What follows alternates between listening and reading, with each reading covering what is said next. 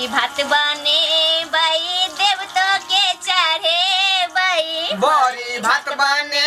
बाई देव तो के चढ़े बाई गाछ बिरिछ के से हो हम जुड़े बाई गाछ बिरिछ के से हो हम जुड़े बाई चारू दिशा हरे सौलास गाबुना सखी है चारू दिशा हरे सौलास गाबुना आजू मिथिला में